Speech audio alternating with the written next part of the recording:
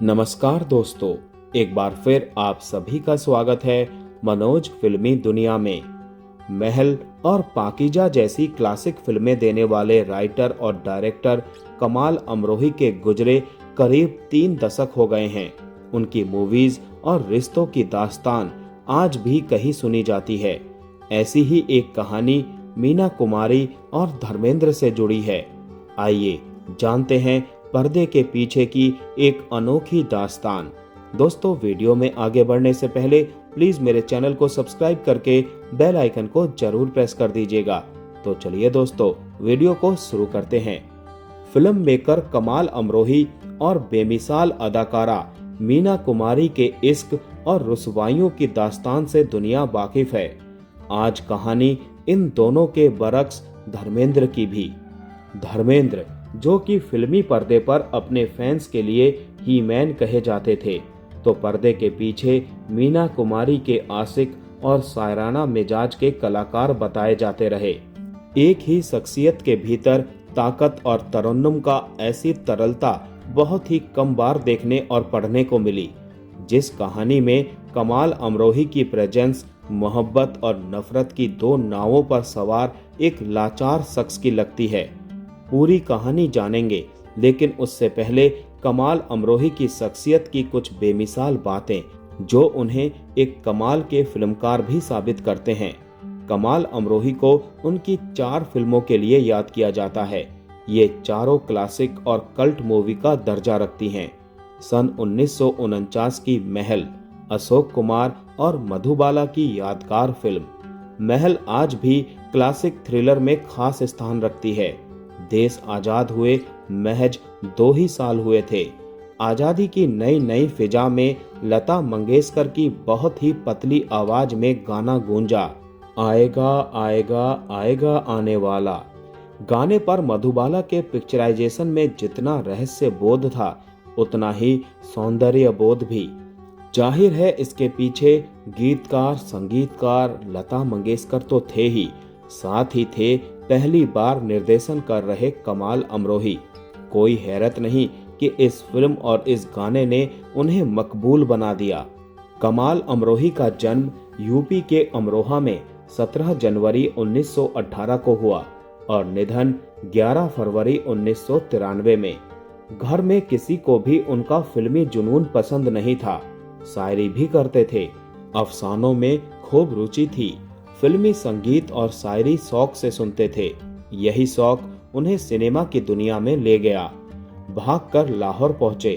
भटकाव के दिनों में कुंदन लाल सहगल ने उनकी प्रतिभा को पहचाना, जिन्होंने सोहराब मोदी से मुलाकात करवाई। आगे कमाल कारदार से भी मिले। कारदार की फिल्म शाहजहां की कहानी लिखी। इस प्रकार उनका कारवां चलता रहा।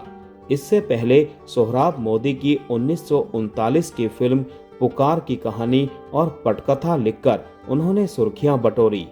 यकीनन महल के बाद उनका सिक्का लेखन के साथ साथ निर्देशन के क्षेत्र में भी चल गया। महल के अलावा उनकी अन्य क्लासिक फिल्में हैं दायरा, पाकीजा और रजिया सुल्तान। ये चारों फिल्में कमाल की बेमिसाल पेशकश है। कमाल अमरोही इन फिल्मों के लिए ही याद किए जाते हैं और आगे भी याद किए जाते रहेंगे। लेकिन इन फिल्मों के अलावा कमाल अमरोही अपनी शख्सियत, शौक, रिश्ते, शादी, गुस्सा, ईर्ष्या और नफरत के लिए भी उतने ही चर्चा में रहे। चूंकि उनका दौर हिंदी सिनेमा के गोल्डन पीरियड का अहम हिस्सा रहा है, लिहाजा उनसे जुड़ी इन बातों की बार बार चर्चा हो ही जाती है। खास तौर पर मीना कुमारी को लेकर, जिन्हें हिंदी फिल्मों की ट्रेजेडी क्वीन कहा जाता है, और धर्मेंद्र को लेकर भी।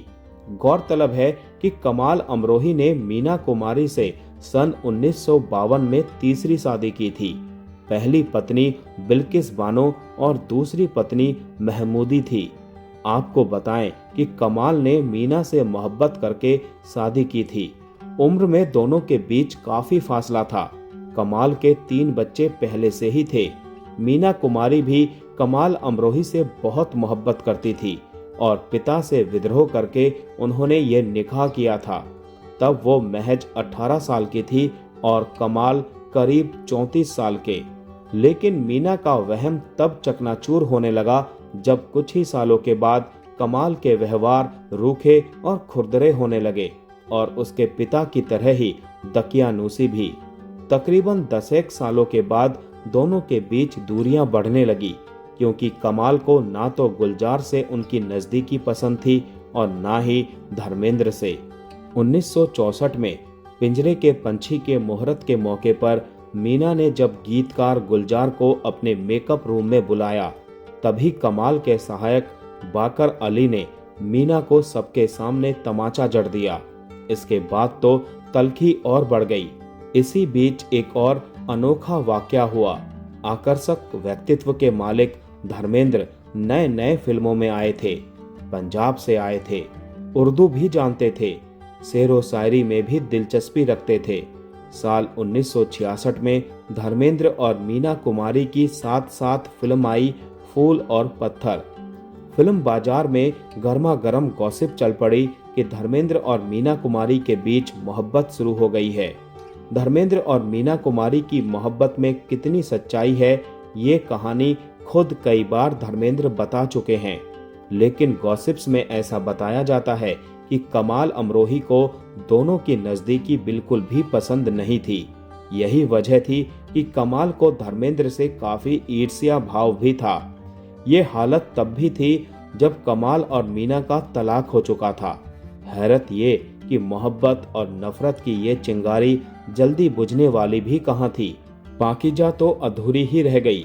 उससे पहले ही मीना कुमारी का लंबी बीमारी के बाद इंतकाल हो गया था। दवाइयों और शायरी के सहारे जी रही गमगीन और अकेली मीना ने खुद को शराब में भी डुबो लिया था।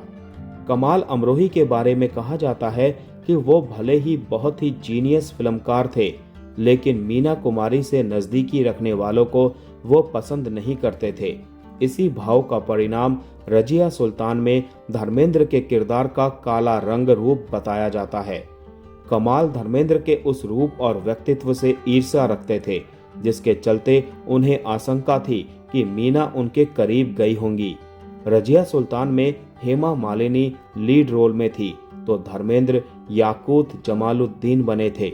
इस किरदार में वो रजिया सुल्तान से मोहब्बत तो करते थे, लेकिन उन्हें जब रेगिस्तान में चलना पड़ा, उस वक्त धूप की तपिश और रेत की गर्मी से बचाव के लिए उनके शरीर और चेहरे पर काला रंग लेप दिया गया था। इसे आगे चलकर कमाल अमरोही का धर्मेंद्र के प्रति जलन का भाव बताया गया। हालांकि खुद धर्मेंद्र ने इस आशय की कभी पुष्टि नहीं की। उन्होंने कहा कि ये रंग उनके किरदार की जरूरी मांग थी। तो दोस्तों, आज का वीडियो यहीं समाप्त करते हैं। मिलते हैं नेक्स्ट वीडियो में। तब तक के लिए आप सभी को tata bye bye, take care.